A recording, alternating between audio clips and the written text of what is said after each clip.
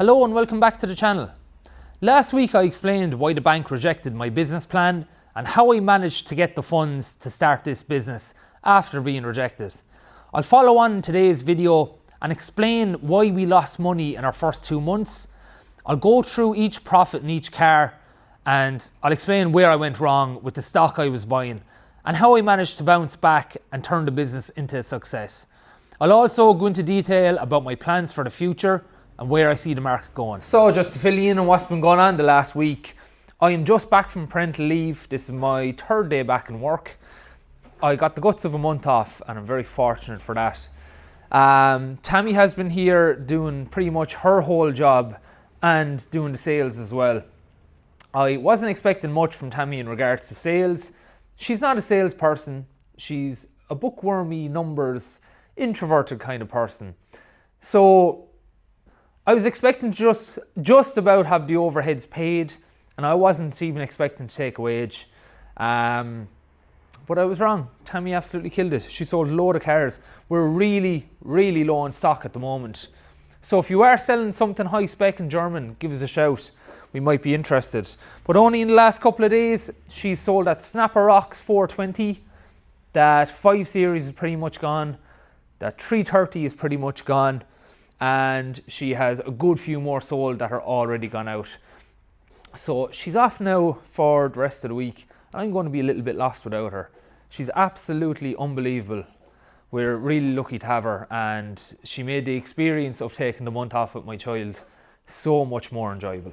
So in regards to stock, we have a Tiguan coming down from the north in the next day or two, and there's 4 cars just in from Japan after being collected. So they should be with us today. That leads me on to my point for today's video is when you're first getting going, your biggest issue is getting stock. I had very limited contacts in the industry when I did first start out. And the reason for this is in my old job, we had an auction system. So every trade-in that we had, we'd have to send it into an auction and it would be bought by God knows who. We never came into contact with the traders. So I naturally, because of that, didn't develop many contacts. In a lot of dealers, you take pictures of the trade-in, you send them to different garages on WhatsApp, and you'll be talking directly to them. And that's a good way to strike relationships for people who do eventually want to go out on their own. So I started off with, we'll say, 6 or 7 cheap run-of-the-mill cars, taking whatever I could get from couple of different main dealers around and the small few contacts I had. Also bought a few cheapies from the private market. I was also very fortunate that 3 of my friends around the time I was opening the garage were moving to Australia. So they wanted me to sell their cars on a sale or return, otherwise known as consignment basis. Now the way this works is we agree a figure on their car, I advertise it, I sell it, and then I take my cut on it. And once the car has gone out and I have the funds, I then pay my buddy. So looking back on it now, the forecourt would have been so unbelievably bare without those few cars. So it was a real stroke of luck. A good friend of mine, Paul O'Connor, who's got a garage in Dungarvan, he also gave me a car too on a sale or return basis. It didn't really work out. I'll explain all of that when I go through the figures on the profit per each car, but it looked good on the forecourt and it bulked up the spaces on the premises. So without those few cars, I really would have been cutting it thin. It gave me a good boost, especially the ones that were given to me by my friends. There were 3 really sellable cars and I think they all sold in the first month. So look, didn't do great out of them now, but it just gave me a bit more confidence and got the ball rolling, and it was a massive boost to me. So just going back through the Instagram account for when we first started, this is what the showroom looked like when we first got going. And this was the first car we got into stock. It was the Dacia Sandero Stepway there. I was driving that around for a week or 2 while I was doing up the premises. Got it from my very first employer in car sales, Kiri's, and it was actually a great little car. I still see it around Clonmel today. Took a few weeks to sell, so it wasn't our first sale. This Nissan Qashqai, got it off a buddy of mine. His dad owns a Renault garage in Charleville. So they actually had it on their forecourt. It was prepped and ready to rock, and kind of did me a favour by trading it off to me. That was a good clean car. Got that customer as a repeat customer down the line as well. These two cars here, they were sale or return from my friend Paul O'Connor. I'll talk about them in a little while. That A6, we never actually sold it. We gave it back to Paul. This Golf was a sale or return. The red Golf, friend in Australia. Another Golf, one of my brother's friends. Again, sale or return. I was getting waxed with the sale or returns at the time. I-40, got it off a friend of Katie's who has a garage towards Thurles. This Yaris was the first car we sold retail. It was from a local trader, and I have a picture of it framed up on my wall. I'll never forget that Yaris. I was only chatting to the guy's mother recently. The car is still going strong, so that's good to hear. Polo, got it off done deal. Made a phone call. They met me at the garage the next day and we did a deal. That was actually a clean car, but I had it quite a while. Because it was a two-door, it was a bit slower to sell. Peugeot 208, got this off my buddy Paul O'Connor. I actually bought that off him. It needed a lot of prep work, had to put a gearbox into it, and it took a good while to sell. But eventually got it gone, and it was a decent car. iX35, sold that to a friend of mine, and didn't do well out of that. Gave it to her very cheap, and gave her too much for her trade-in, and it came back with warranty issues. So I was in the negative for that one. This is a cool car, an Octavia VRS that we got. That was bought off one of the drivers from Hertz. Did reasonably alright out of it. Didn't come back with a warranty issue. Cool car. i20 or an i30, got it off a local trader. Clio, bought it off done deal from a tyre centre kind of a guy. That took a while to sell, didn't do great out of it. Insignia, got it off my friend Paul O'Connor, paid for that outright. I was very easy to work with, and I still am. We had a deal agreed on it. When I went up, the DPF light was on it. I wasn't told about it. Paul probably didn't know. I didn't complain about it. I just took the car away, took it on the chin. I made hardly nothing on that car, and it took a little while to sell. Merc. So what I did with that Merc is, the girl who bought the iX35 off me, I traded her car at a slight loss off, and I gave $5,000 with it for that Merc. So I ended up making a few bob on that Merc in the end. There's a Duster I bought off Paul O'Connor straight, and yeah, I think I did alright out of that too. A6 that I was selling on consignment from my buddy. 5 Series I was selling on consignment from my buddy. Yaris I bought off a random trader I met through Dundee in Cork. A Passat that I got from a main dealer in Waterford. So I spent a full day travelling around to all the garages in Clonmel, Waterford and Kilkenny. I don't think I got the Hyundai iX35 that day, and then another day I went out doing the same thing and I got that Passat. So sold that to a friend of mine. Yeah, I made a few bob on it, nothing hectic. So that was the first batch of cars. I'll show you the profits. So just out of respect for my customers, I have the profits on each car jumbled up. So I won't go into detail about which car I made what money off, but I'll give you a general breakdown. So look, for month one, it was really, really strong. The sale or return cars saved my bacon so much. Looking back at this now, I actually had no business opening up this garage. I really didn't. If I didn't have them 4 or 5 cars, oh my God, I don't know if I'd be here right now, to be totally honest. But anyway, what a stroke of luck. So, turned over 121,000 euros in stock. Sounds like a lot of money, but when you're dealing in high value goods, it's not bad, but it's not amazing. An average month for us now will be about 350,000. Made 12,882 profit on the cars. So this is not taking into account my overheads. That was not 12 grand in my back pocket. Far, far from it. So the only one I'm going to highlight here is €18 profit. That is on the Astra. So I got that Astra off my friend Paul on a sale or return basis. It turned out the fee we agreed was too much. There wasn't great interest in the car. I ended up having to drop the price on it to garner interest in it. I didn't want to go back to Paul after him trusting me with a couple of cars and giving me a chance and helping me out, saying, oh look Paul, I've had to drop the price, you drop your price now or else I'm not selling it. Because I sold this car for €18 profit and gave a 6 months warranty. Instead, I took it on the chin, I got rid of the car, he got his money. Look, it was a deal done. And moral of the story is, if you want to develop relationships when you're starting out, you have to be so easy to work with. And it took a while, but I do have great contacts throughout the country. I think they enjoy dealing with me.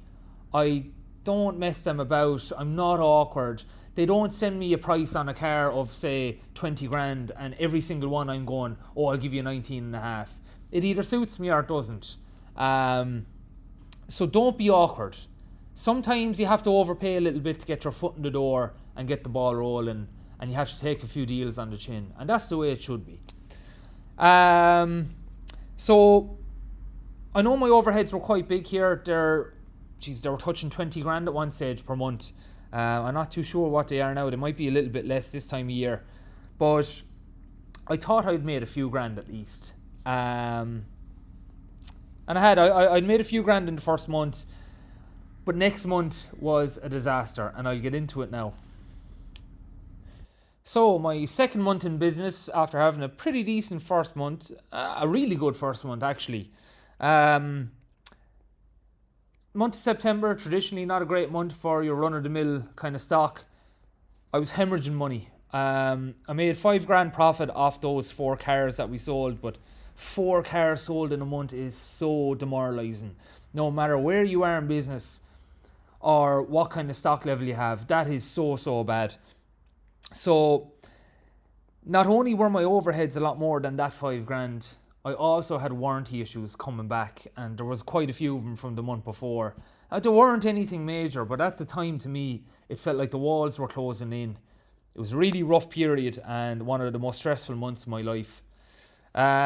So I spent most of that month in here depressed, hoping it would just work out for me. And after a couple of weeks, I realised I needed to do something here. So I remember we went to the Glass in the Lake house on one of the last weekends of the month for Katie's 30th. And this had been planned with quite a while. I tried my best to have a good weekend, but to be honest with you, I was so stressed. I spent the majority of the time on the laptop, on Dundee, trying to chase down cars, more desirable stock, stuff with a bit of margin. So quite a stressful time.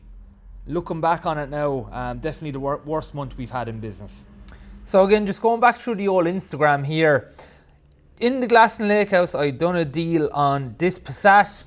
Low mileage, nice car, and actually did alright out of that in regards to margin. So a few days after getting back, I was looking up Audis on Dundee. I was fairly familiar with the Audi A4s. I don't know why, I just always liked them and kind of knew what they were worth and knew what to look out for. So I was hunting down Audis on Dundee, got this one, put it up on my story, and 2 days later it sold. Had a message on it within 15 minutes, a local lad whose cousin was looking for one. So kept doing that, but with a mix of your run-of-the-mill stuff as well, as I still needed some level of cheaper stock to bulk up the spaces on the forecourt. So bought some A4s, Passat CCs. We had a lot of ST line Focuses that we did fairly well out of, and they were a very good seller for us. Haven't had one in a long time. The market seems to have dropped on them and they seem a little bit harder to buy. Loads of Audi A6s. Loads of Ford Mondeo ST lines. This Suzuki Swift that we had, it was a bit of an oddball one, but it was really low mileage. And I actually gave a lowball offer when the woman approached me to buy it because I didn't want it. But she accepted my offer and it sold within a couple of days. I always found with oddball stuff like that, you can either move it really quick or you could be married to it for 6 months. Plenty of Golfs, Passats, Audi A3 Saloon, S-Lines went really well for us for a period. This X5, which I sourced for an old buddy of mine, that was their first big unit of stock that we sold here. Really nice car. R-Line Golfs. Still a few Qashqais and a few Dacia Sandero Stepways. I always will have an appreciation for those kind of cars, especially the Dacias, because they're cheap, they're reliable, and they get people from A to B. There is still a need for those cars. But I've kind of backed myself into a corner with the higher spec German stuff now. Because if I have a 4 Series here, I have three inquiries on it. It sells. I know I'm going to get one again very soon. So the ball just keeps rolling because I have inquiries off the back of the last one. Now I find, because I've pigeonholed myself, if I do take a chance on a run-of-the-mill stuff, the last one actually was a Kia Sportage. I took it as a trade-in. It was a lovely car. It was clean. It was priced cheaper than the other lads in the town, but for some reason it wasn't selling. There's a dealer up the road who I'm friendly with. Clive is his name. He's the owner of Palmore Car Sales. I remember him saying it to me at the time, why do you still have that car? It's priced right. It's lovely. It should move. And I remember saying to him, if this is on your forecourt, it would be gone within a week or two. So I'm just balls deep in the German stuff now, and that's the way I'm going to keep it. So just to show you some of the cars here as we're going up through the Instagram, this was the first BMW that I did well out of, 320D low mileage M Sport. I was actually afraid of BMWs up until this point because I didn't realise that they were actually a very reliable vehicle. I heard all the stories about the bad timing chains, and I did buy a 3 Series, the only car I ever bought from an Irish auction, and I did get stung on it a few months previous to that, and it put me off. But once I sold that one, the penny dropped, and soon after I was buying plenty more. A6s, A4s, 1 Series, still plenty of little Polos and Ups and things like that. This was the first performance car we had in stock about 8 months after opening up, Golf GTI. That was a very exciting moment for me because I've always loved cars like that, but never had the money to buy one when I was younger. So that was a very good buzz. And yeah, I've been pretty much gradually building it up slightly from there, keeping up with the times as well. As a couple of years have moved on, we've had to keep up in the years of our stock. So it snowballed after that. Things started moving very, very quickly, and business just got better and better as the months went on. So in the last video, I mentioned that my business plan was rejected, and the reason being was the bank said I was deluded and that my projections were unachievable. It turns out we actually sold a lot more units than I had projected, and we turned over almost 3 times what I had projected. They said we wouldn't even be able to do 1 million in turnover. But in our first month alone, we did 120,000. It's baffling to me that you'll have someone in an office in Dublin who has never sold a car in their life dictating whether you can get funds to open a business for a car dealership. I understand that the geopolitical landscape is not good at the moment. There is a lot of uncertainty in the economy. And if they told me that they were the factors for not wanting to give me the loan, that would be fair enough. But the fact that they said I wouldn't be able to do it because I was running away with myself with the figures, it makes me wonder how anyone is able to get a business loan unless the actual underwriter has a specific experience in the field that they're looking at. How can they make that assumption? So in regards to where I was hoping the business would be in, we'll say 3 to 5 years time from the day of opening, we are quite a bit ahead of schedule. I'm kind of at where I thought was the end goal of what I wanted to be doing and the stock I wanted to be selling. But of course in business, you always want to level up a bit. Now at this stage of my journey, preservation is as important as expansion. I never wanted to be the biggest dealer in the country, but I did want to be one of the best. I think our customer service is second to very few in the country, if none. I want to keep working on that, keep getting the right stock that's working well for us. I don't want a massive showroom with 80 cars on the forecourt. I don't know if I ever want that, maybe at some stage. But the way I see the country and the geopolitical landscape at the moment is things are very strong in this country, but they are propped up by the multinational companies. So if anything changes with our relationship with America and the multinational companies, it would seriously impact us. So I am investing in things like putting money into Japan and getting more of the right stock, but I'm also investing in putting money into the coffers for the rainy day. And that is my plan for the next 2 years. In the first 2 years, I was focused on progressing the years of the car and the quality. At the moment, I am very happy with the years of the car we're selling and the quality. So now it's time to start adding units to the stock. We're very light in stock at the moment, but we'd usually be somewhere within 15 to 25 with cars here on site, cars going through prep and cars bought, ready to come in. In the next year and a half, I would like to have at minimum all times 20 cars here and maybe 10 or 15 going through the workshop in valeting and very close by. Once we get to that stage, there's money in the coffers for a rainy day and things are working smoothly that way with the overheads we currently have, then I'll start thinking about expansion. But until then, I'm just going to keep the ball rolling, keep doing what we're doing. It's working really well, and after that we'll see what the future holds. So join us next week for the monthly vlog. I'll let you know how we got on in regards to sales and what warranty issues have popped up, and we'll see what things are looking like towards the end of the year.